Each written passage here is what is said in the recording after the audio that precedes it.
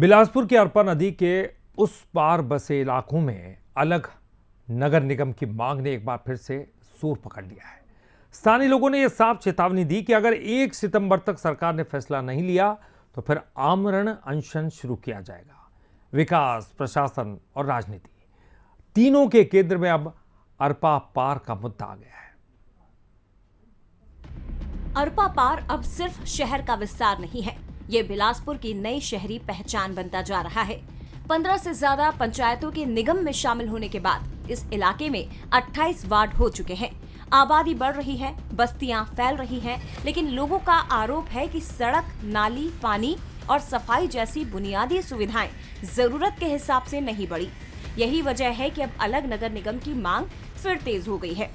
स्थानीय लोगों का कहना है कि अरपा पार को उसकी आबादी और जरूरतों के मुताबिक प्रशासनिक पहचान मिलनी चाहिए।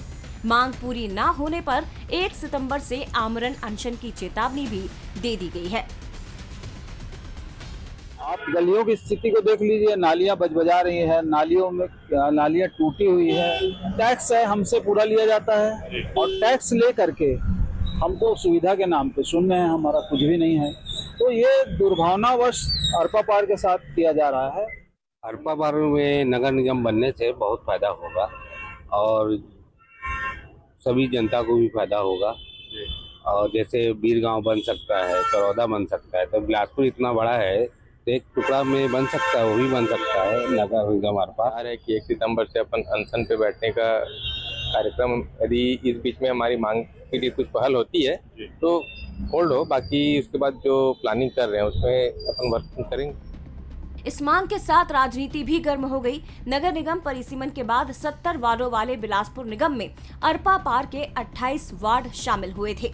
विधानसभा चुनाव के दौरान भी अलग नगर निगम का मुद्दा प्रमुखता से उठा था। बीजेपी ने इसे अपने चुनावी एजेंडे में जगह दी थी और अब कांग्रेस सरकार और बीजेपी आमने सामने है। दिल्ली में पहले 4 नगर निगम होता था, उसको 1 नगर निगम किया गया है।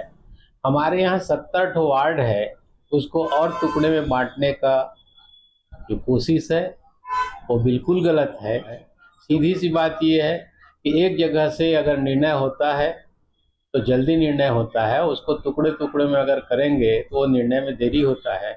आप जो मांग कर रहे हैं नए निर्माण की, निश्चित तौर पर वो जायज हो सकती है, परंतु किसी भी निर्माण के पहले योजनाबद्ध तरीके से आर्थिक व्यवस्था का परीक्षण करने के पश्चात ही निर्णय लिया जाना चाहिए। कहीं ये ना हो कि कोई भी निर्माण पूर्ववर्ती सरकार के कार्यकलापों की भेंट चढ़ जाए और वहां तक विकास की अवधारणा पहुंचे ही ना। तो मेरी मान्यता ऐसी है कि आर्थिक तौर पर परीक्षण और व्यवहारिक तौर पर कार्य योजना का होना किसी भी नए निर्माण के लिए बहुत आवश्यक है। प्रशासनिक स्तर पर फिलहाल गेंद सरकार के पाले में है। नगर निगम प्रशासन का कहना है कि नया नगर निगम बनाना पूरी तरह से नीतिगत फैसला है और इस पर अंतिम निर्णय राज्य सरकार को लेना है। के उस पार जो या नए जोन जुड़े हुए हैं 18 से 19 वार्ड है, उसमें तो इसके लिए माननीय जनप्रतिनिधिगण द्वारा और लगातार मांग की जा रही है कि उसका अलग से विशेष पैकेज का दिया जाए ताकि उसका जो भी मूलभूत सुविधा है उसको हम लोग को उपलब्ध कराया जा सके। अभी हमको शासन द्वारा इसमें किसी प्रकार का निर्देश नहीं दिया गया है, तो ये नीतिगत निर्णय है, इसमें आप लोगों को अरपा पार आज बिलासपुर के सबसे तेजी से बढ़ते इलाकों में शामिल है। अब निगाहें सरकार पर है कि वो अलग नगर निगम की मांग पर क्या फैसला लेती है, क्योंकि 1 सितंबर की समय सीमा नजदीक है और उसके बाद आंदोलन की चेतावनी भी सामने है। अमन पांडे, बंसल न्यूज, बिलासपुर।